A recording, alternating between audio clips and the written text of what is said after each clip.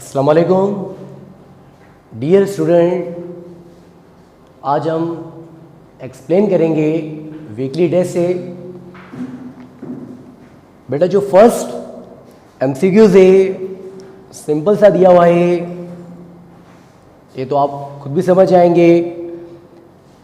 Second से आ रहा हूं मैं, इक्वल मासेस ऑफ H2O2 और आपके पास कार्बन डाइऑक्साइड है, इन्हें आप सेपरेट कंटेनर में ले रहे हैं at same temperature and pressure. अब आपको बताना है ट्यू क्या होगा। अब इक्वल मासेस अगर आपके पास ले रहा है तो आप क्या करेंगे, H2 है आपके पास, O2 भी है और CO2 भी है। आप सबसे पहले इनके मासेस लिख ले 2, इसका 32, ये 44। अब आपके पास अगर आप देखेंगे आपके पास H2 भी है, O2 भी है और CO2 भी है। अगर आपको इक्वल दे रहा है, अगर इक्वल मासेस पे बात कर रहा है तो आप क्या करेंगे, इनमें से जो आपके पास ज्यादा है मासेस के हिसाब से कर लें। 44, यहां पे भी 44 रखें, यहां पे भी 44। अब आप उनके मोल्स निकाल लें, इसको डिवाइड करें 2 से, 32 से, 44 से, तो आप देखेंगे सबसे ज्यादा जो मोल्स आ रहे हैं वो बेटा किसके आ रहे हैं, H2 के। तो आप कहेंगे यहां पे H2 का वॉल्यूम बेटा क्या होगा, हायर है। तो जिसके मोल ज्यादा आ रहे होंगे आप समझ आना उसका वॉल्यूम भी क्या है, ज्यादा। तो जब भी इससे क्वेश्चंस आ जाएं इक्वल मासेस वाले, पहले आप सबसे पहले मासेस लिखें, फिर आप क्या करेंगे, इनमें से जो बड़ा मास है वो सबके लिए रख दें और आप निकाल लें नंबर ऑफ मोल्स। समझ जाओ ये गिवन मासेस है और नंबर ऑफ मोल्स निकालने हैं तो मोलर मास से डिवाइड करना। ये भी गिवन मास है, मोलर मास से डिवाइड करो, गिवन मास से डिवाइड करें मोलर मास से। तो सबसे ज्यादा जो मोल आएंगे आपके पास वो किसके आएंगे, H2 के। तो H2 का वॉल्यूम भी क्या होगा, ज्यादा। A is the correct. Question number 3 है, 1 gram of hydrogen gas at 0 degree आपका टेम्परेचर है और प्रेशर है 1 एटमॉस्फेयर, और मैं आपसे वॉल्यूम पूछ रहा हूं। तो आपके पास फॉर्मूला मैंने आपको बताया था, PV = nRT। अगर वॉल्यूम पूछ रहा हूं तो nRT/P। अब आप देखें आपको क्या निकालना है, वॉल्यूम। तो आप सबसे पहले निकालेंगे मोल। 1 ग्राम ऑफ हाइड्रोजन गैस से आप इसके मोल निकालेंगे 1 / 2। तो आपके पास कितने मोल्स आ जाएंगे, 0.5। बेटा कितने मोल आ गए, 0.5। और एक बात आपको याद होनी चाहिए, जब मैंने ये टॉपिक पढ़ाया था मैंने कहा था टेम्परेचर जब 0 डिग्री रखता है जिसका मतलब है 273, तो वहां पे RT का जो आंसर है वो लिखना है आपको 22.4 और प्रेशर क्या है 1। तो आपके पास 0.5 का मतलब है, नीचे बने लिखो ना लिखो, 0.5 का मतलब है 1/2 और ये 22.4। बेटा कब तक आंसर आएगा, 11.2। तो आपका आंसर होगा यहां पे बेटा क्या आंसर होगा, 11.2 DMQ। तो इसका आंसर होगा आपके पास B। इसी तरह से मैंने 2 गैसेस की आपको डेंसिटी दे दी है, समझो उनका मैंने आपको रेशियो दे दिया है और आपसे मैं मॉलिक्यूलर मास पूछ रहा हूं। तो आपको याद होना चाहिए, आपसे मैं बेटे क्या पूछ रहा हूं, 2 गैसेस की जो डेंसिटी है उनका मैंने आपको रेशियो दे दिया है 1:16। और उनका मैं पूछ रहा हूं the ratio of rate of diffusion बताएं। बहुत इजी, R1 अपॉन R2, अब यहां लिखेंगे D2 अपॉन D1। आप क्या करेंगे, आपको रेशियो दिया है 1:16, तो आप क्या करेंगे, D2 डेंसिटी जो है D2 ज्यादा वाले के लिए, D1 कम वाले के लिए, आप क्या करेंगे 16 अपॉन 1 R1 अपॉन R2। अब देखें जो ज्यादा डेंसिटी है ये आपने उसको ऊपर रखा और D1 1। अब क्या करेंगे, आपके पास 16 का जो रेडिकल आएगा 4, नीचे कुछ भी 1 का 1 ही होगा, तो आपके पास रेशियो क्या निकला, R1 अपॉन R2 का रेशियो क्या निकला 4 अपॉन 1। और 4 अपॉन 1 को आप इस तरह भी लिख सकते हैं 4 रेशियो, आप इस तरह भी इसको लिख सकते हैं। तो आपका आंसर क्या होगा, इसका आंसर होगा बी।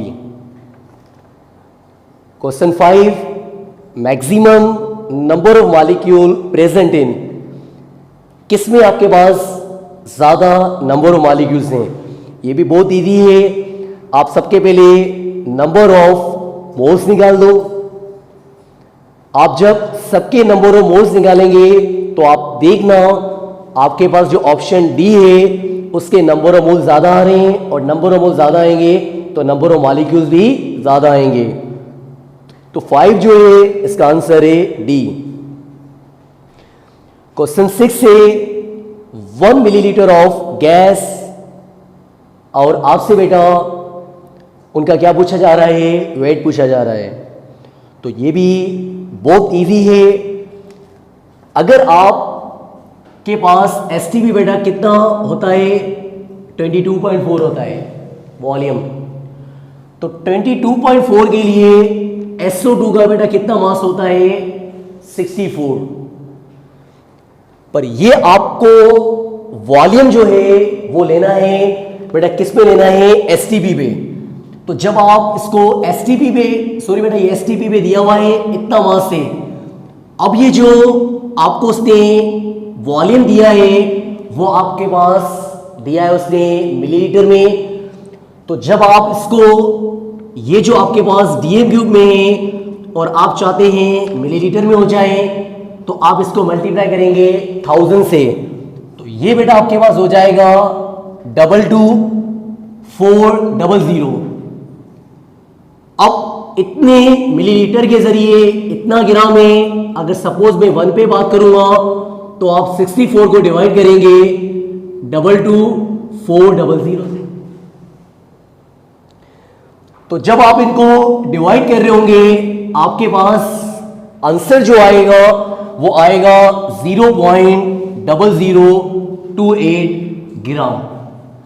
अब मैंने आंसर ग्राम में नहीं पूछा बेटा, मैंने आपसे आंसर जो पूछा है वो मिलीग्राम में पूछा है। तो अगर आप इस ग्राम को मिलीग्राम में कन्वर्ट करना चाहते हैं तो आप सिंपली मल्टीप्लाई कर दो बेटा 1000 से। जब 1000 से करेंगे तो आपके पास आंसर जो आएगा वो आएगा 2.8 मिलीग्राम। बेटा कितना आएगा, 2.8 मिलीग्राम।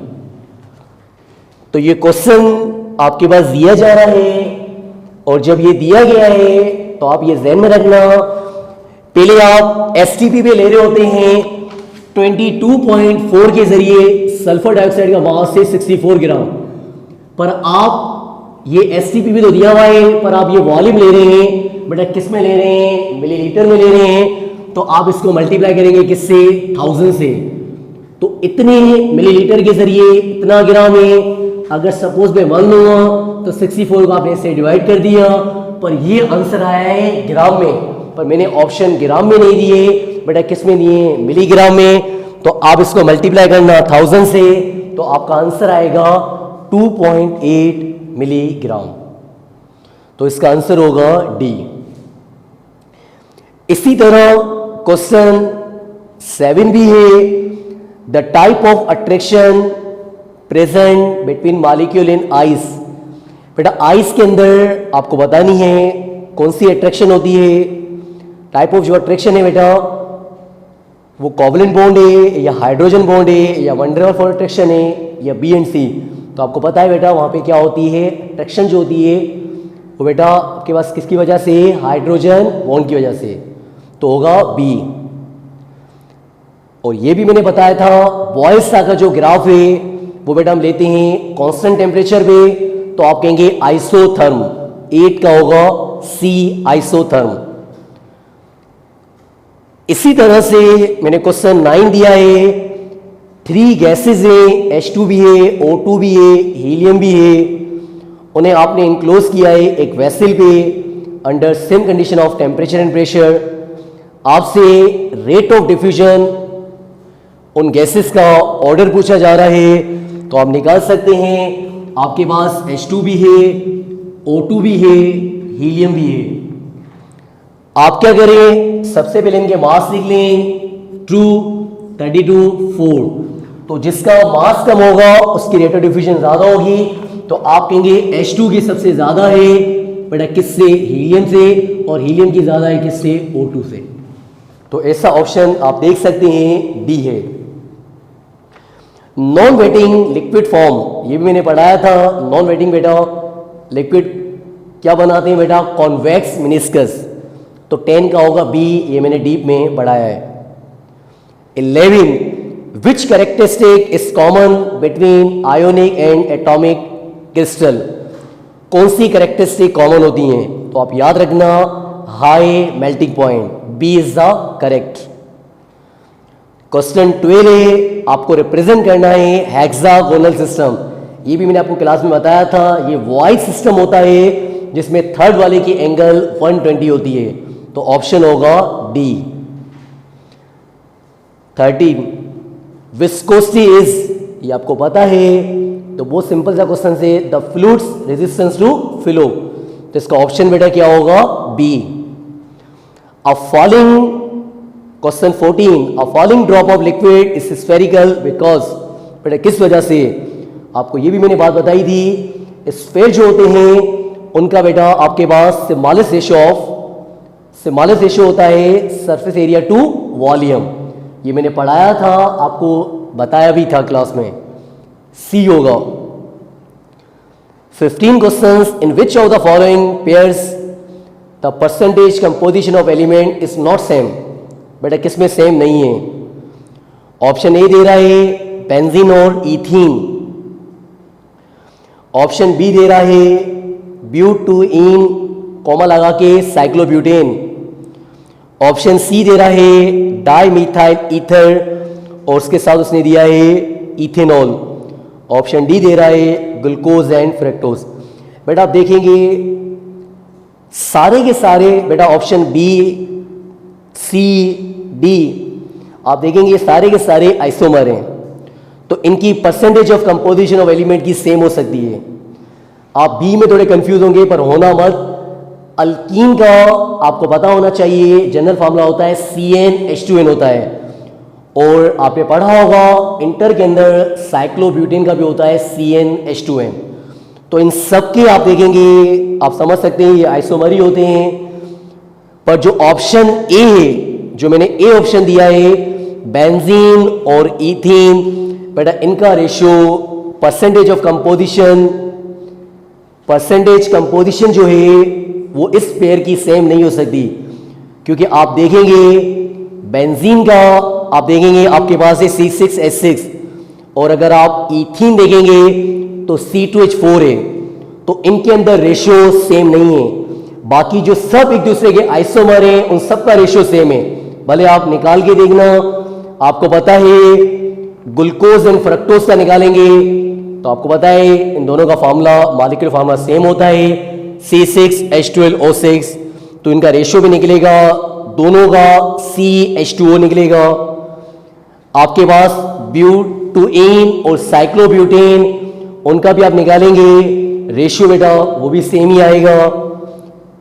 और मैंने ऑप्शन जो सी दिया है आपके पास डाइमीथाइल ईथर और मैंने आपको दिया है इथेनॉल, ये दोनों एक दूसरे के आइसोमर हैं, दोनों का मॉलिक्यूलर फार्मूला देखेंगे सेम है। बेटा आपके पास होता है C2H6O।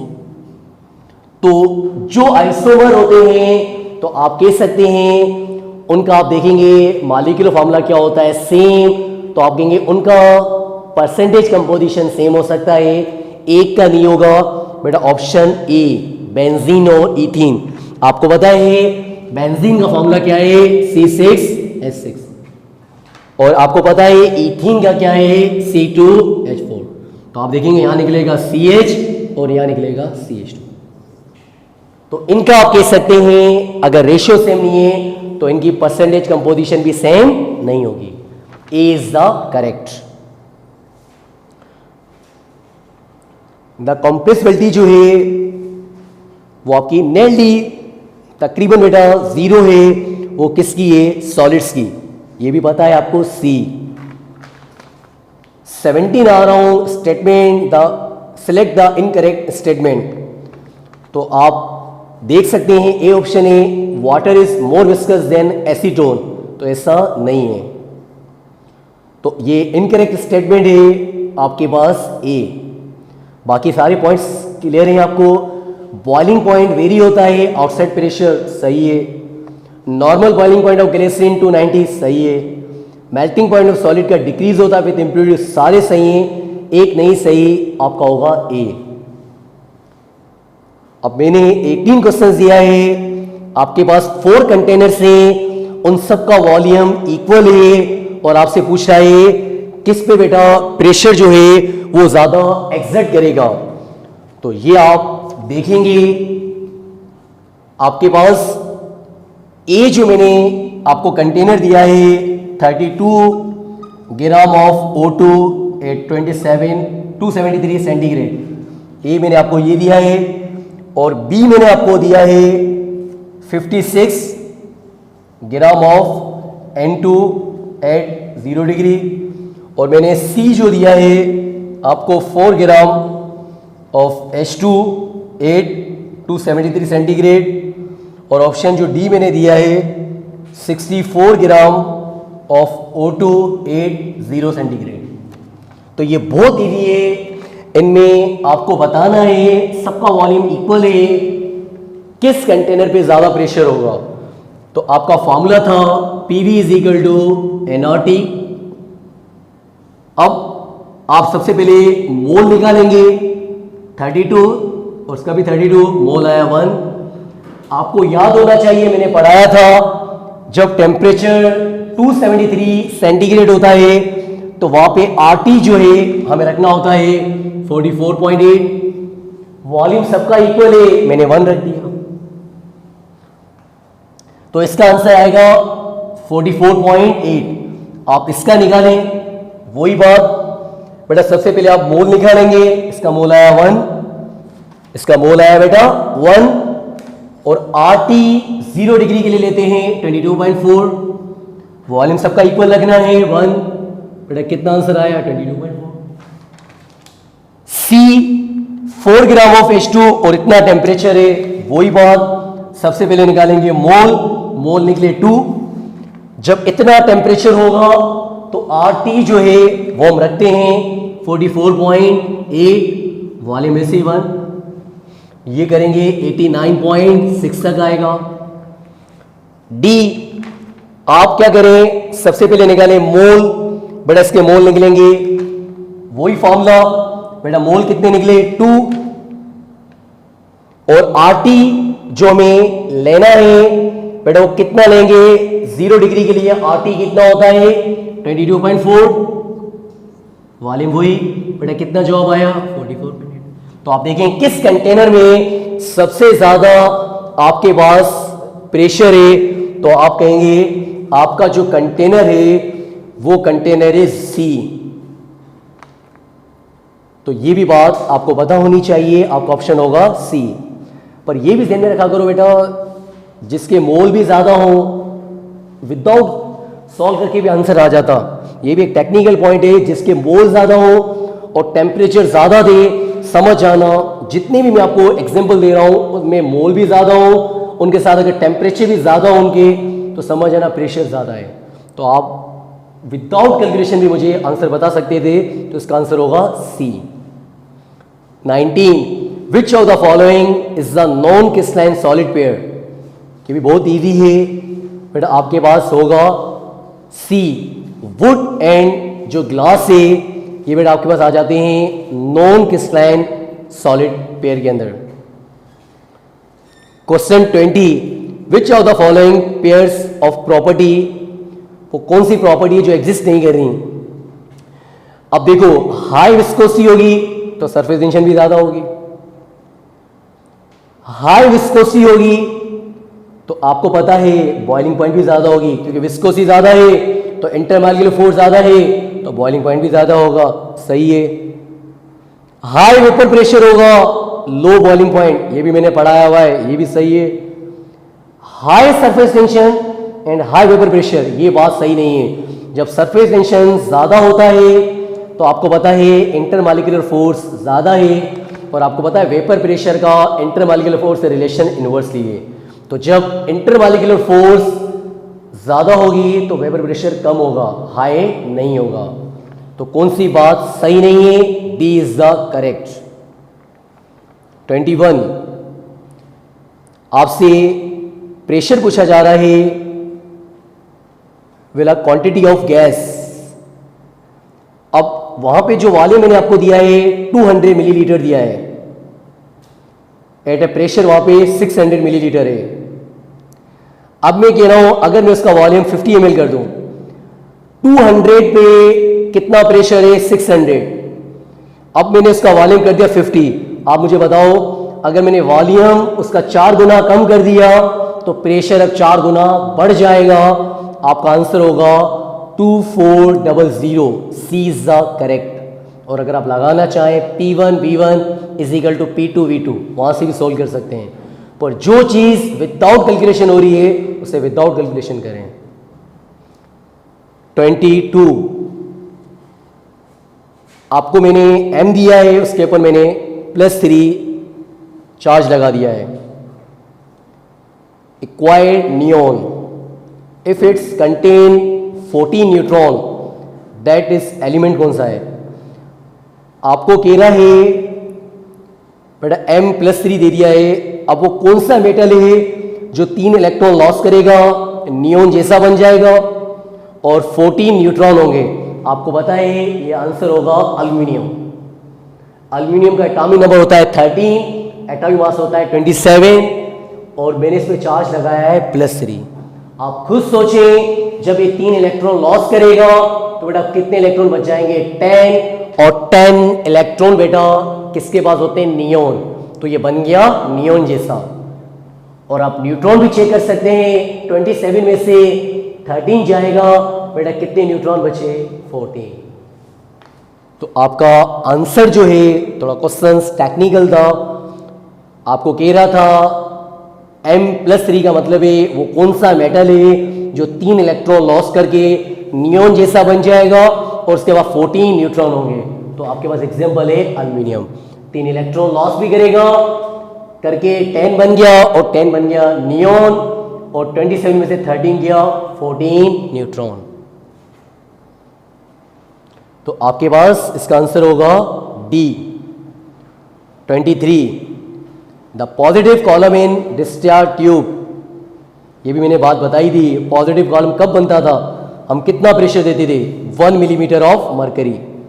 C is the correct. 24, बेटा बोर का जो कॉन्सेप्ट है ऑफ सर्कुलर ऑर्बिट्स, इसको डिस्प्रूव किया था किसने? हेसिनबर्ग अनसर्टेनिटी प्रिंसिपल ने। जब मैं हेसिनबर्ग अनसर्टेनिटी प्रिंसिपल पढ़ाऊंगा वहाँ बताऊंगा, पर मैंने जनरली दे दिया है क्योंकि आप पढ़ के आ चुके हैं, मैंने ऐसे इसका क्वेश्चन ये दे दिया, और मैं बताऊंगा हेसिनबर्ग अनसर्टेनिटी प्रिंसिपल के अंदर। तो आपका आंसर होगा A. Which of the following was discovered as result of artificial radioactivity? Neutron, B होगा। और ये जो एटम की स्टेबिलिटी है या स्पेक्ट्रम है या आयोनाइजेशन एनर्जी है, बेटा ये भी सारी एक्सप्लेन हो रही थी, ये भी आप समझ जाएं बोर्स मॉडल के जरिए। ए इज द करेक्ट। 26 का होगा ए। 27, विच of the following is the weakness of Rutherford atomic theory? बेटा कौन सी वीकनेस थी? ये मैंने पढ़ाया हुआ है, बेटा आपका आंसर होगा B. EM ratio of canal ray is less than that of cathode ray. इसका क्या रीज़न होता है? क्योंकि कैनाल रे जो पार्टिकल्स हैं इनका मास ज़्यादा है, तो इस वजह से इनका EM रेशियो कम है बेटा। किससे? कैथोड रे से। तो 28 का होगा सी। 29 बेटा ये सवाल आपके लम्स में आया हुआ है, आपके पास 29 क्वेश्चन से आपको दिया हुआ है बेटा, ये इक्वेशन दी हुई है 2 पोटेशियम क्लोराइड बना और 3 O2। आपको कह रहा है आप वॉल्यूम बताएं DM cube of potassium chloride. तो क्या बेटा 40 है, 20 है, 2 है या 50 है? तो बेटा आप बता सकते हैं यहाँ बेटा कितने मोल है? 2। तो 2 मोल है, आपको तो पता है वॉल्यूम 44.8 होता है, पर अगर मैं इसका लीस्ट देखूं, अगर 2 मोल है तो मैं कह सकता हूँ बेटा इसका वॉल्यूम भी कितना होगा, लीस्ट के अंदर कितना होगा? 2 डीएम क्यूब। तो ये भी बातें ध्यान में रखा करो।